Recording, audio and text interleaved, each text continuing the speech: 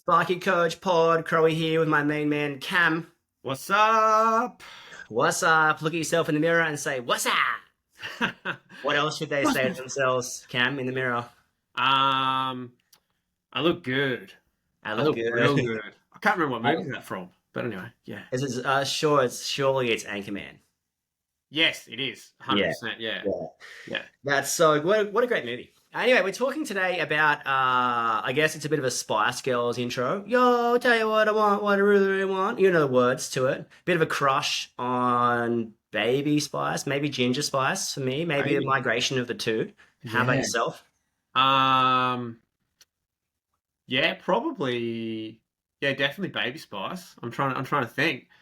They were huge, weren't they? Like just Huge. Yeah. so like I honestly couldn't comprehend um the global like sensation that they were in that.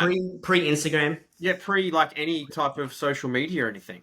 probably pre World Wide Web. I don't even know when the web got introduced, but anyway, here we are. But talking Yeah. about that, I guess talking today about so many of us take the time to set our goals for 2025, and I think that's fantastic. I think vision and goal setting is such a huge part of where you're going to, and oh, sorry, where you're going to get to and what you can accomplish. And I think once you write something down and have those goals, and you can sort of do some bigger things than what you thought. And the best advice I got is, you can achieve more in 5 years than what you think, and probably less in a year than what you think. So if you had that 5 year plan, I think everyone's got the same plan in my head. You've got the beer on an acreage, watching the kids on the swings or riding motorbikes or doing backflips on the trampoline or something. Maybe Yeah. replace beer with kombucha or English Yeah, breakfast yeah. or coffee, whatever. I think it generally had along those themes or around when sort of do what I want when I want. Sort of Choice. Yeah. yeah, It the takes you back choice. to our sort of goals. What we sort of overrid the mainframe this year and just said, what do we want to achieve? Well, what do we want our members to achieve? And we sort of agreed it was a market wage with a net profit of 20%. That's huge. Net business Baseline. profit and a market wage. So what could you be replaced for?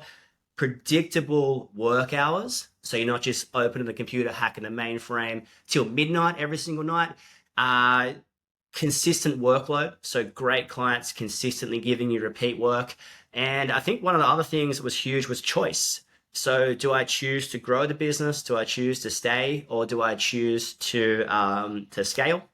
Or I've got the choice. And if your foundations are correct, you can have the choice. If your foundations are not correct, you'll be running on the hamster wheel like it's no one's business except it's your business. So it's just time to sort of that's a really healthy goals. But I think what's interesting to talk about is that what you want is sort of on the other side of what other people want.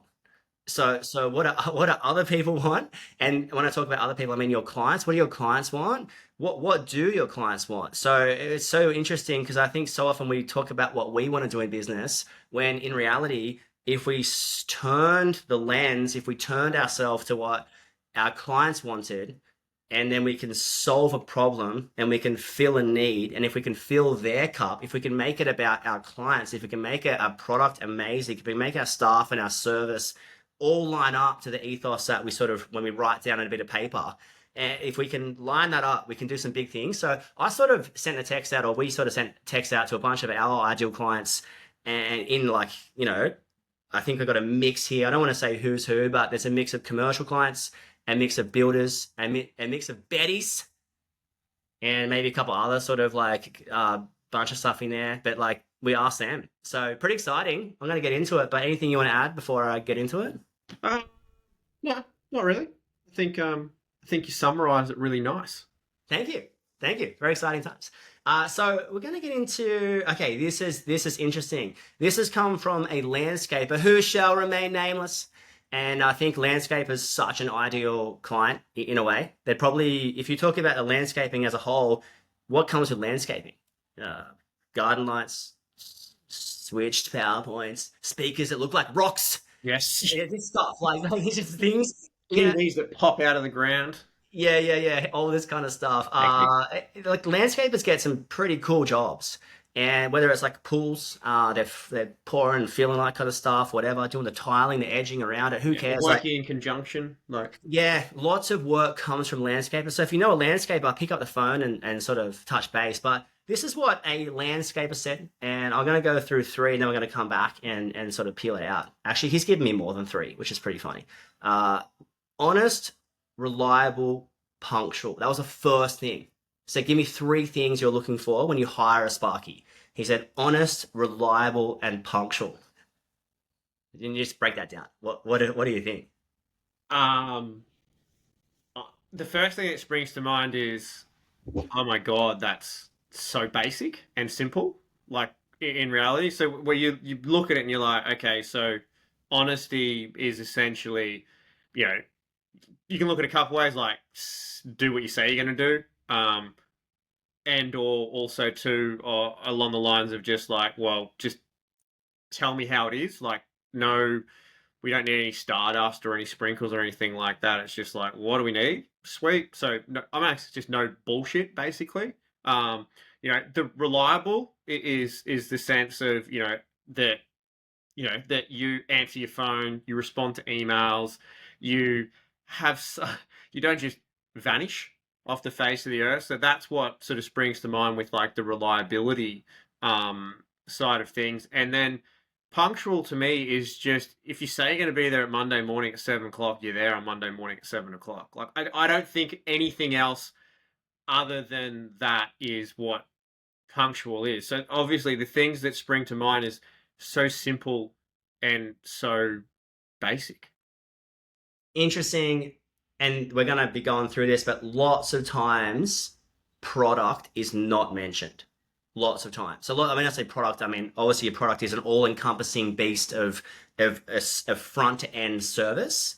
It includes answering the phone, getting back to people, and the site work. But I'm going to say, I don't even know, maybe a couple of times site work's been even included in these sort of like seven people we've It's, gone it's through. interesting though. Like I feel like to an extent, that's just like an expectation. Yeah, I was going You to know say, what I mean? Jesse, So like, it's yeah, fully people just assuming the, the the, light's going to work. the You 100%. And I know? think also too, there's an element of like a landscape is a really really good one there in that sense. Is that there's a general understanding that there's going to be a couple of hurdles or a few things that occur.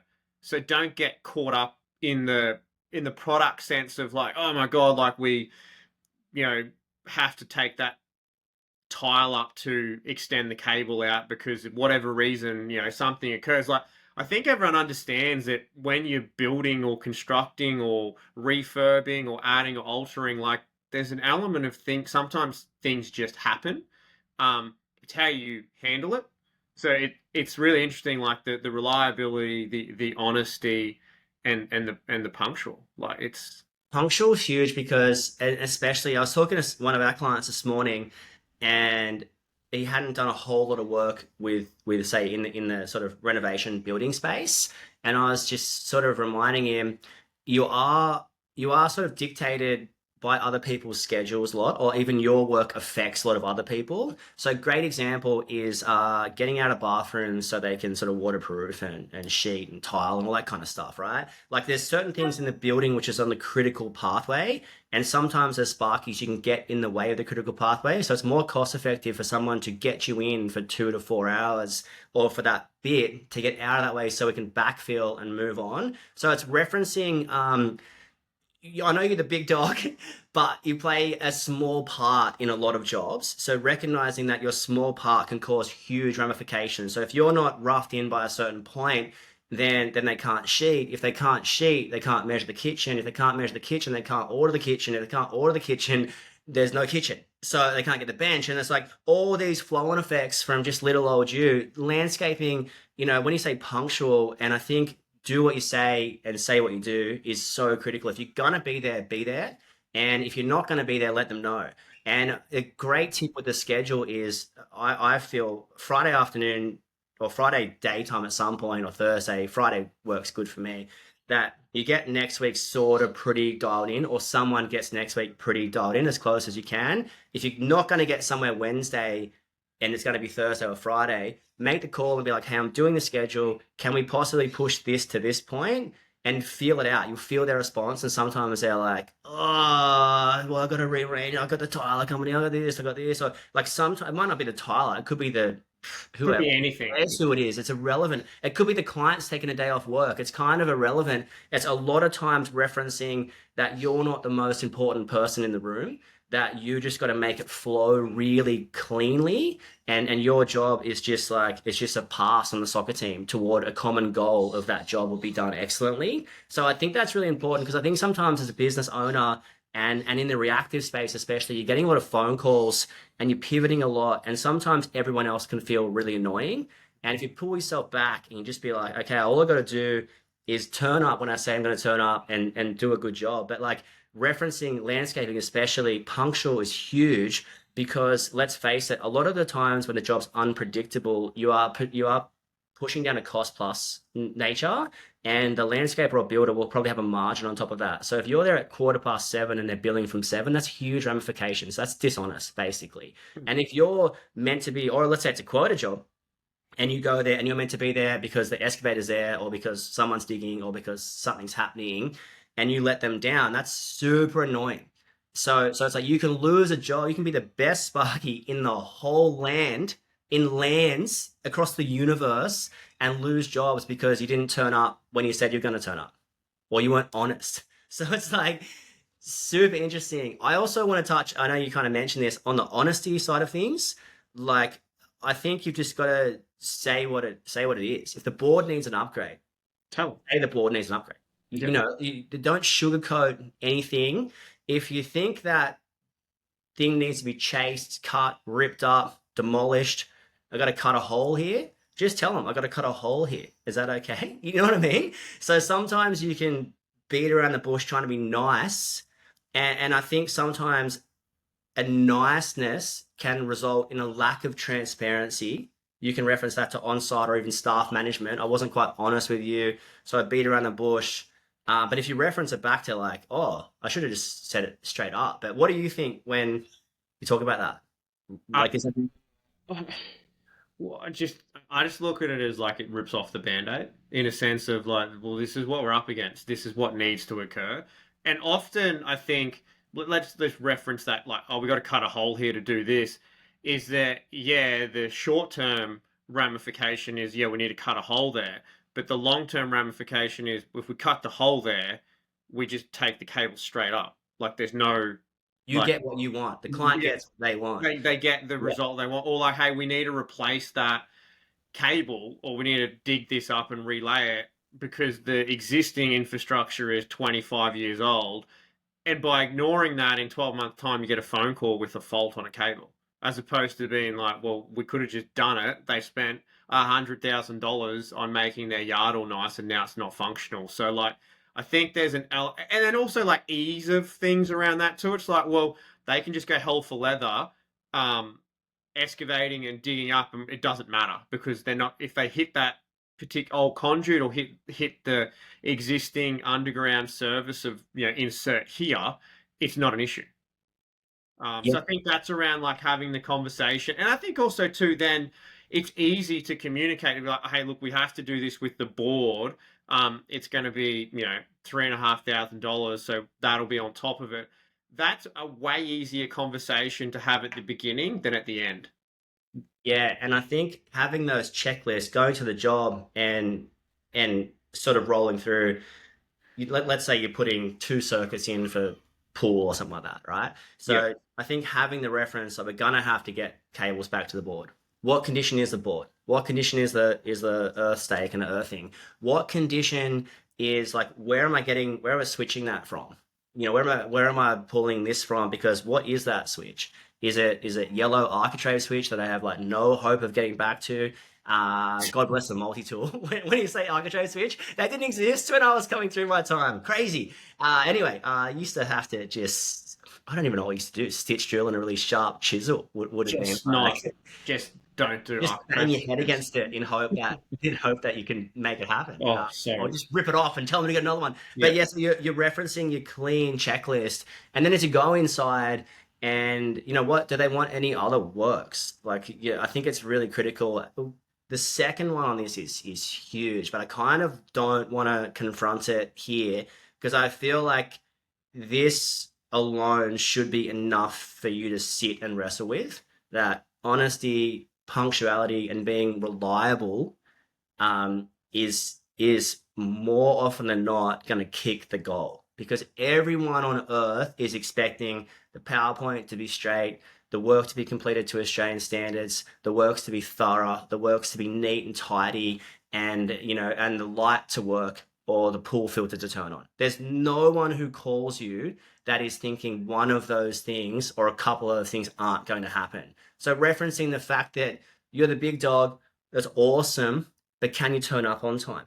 You're the big dog, that's awesome, but can you communicate honestly? You're the big dog, that's awesome, but can you be reliable across the whole job? Not just a stage of the job, but across the whole job. And if you lack one of those three, how can you turn the ship around? How can you turn the rudder? Because it's such a small change, right? How can you turn the rudder, steer the ship around, and not hit that iceberg? The iceberg being a Titanic reference. The Titanic sunk to the bottom, which is where your client's going to go if you can't get the three basic little things right. How good was that Titanic analogy?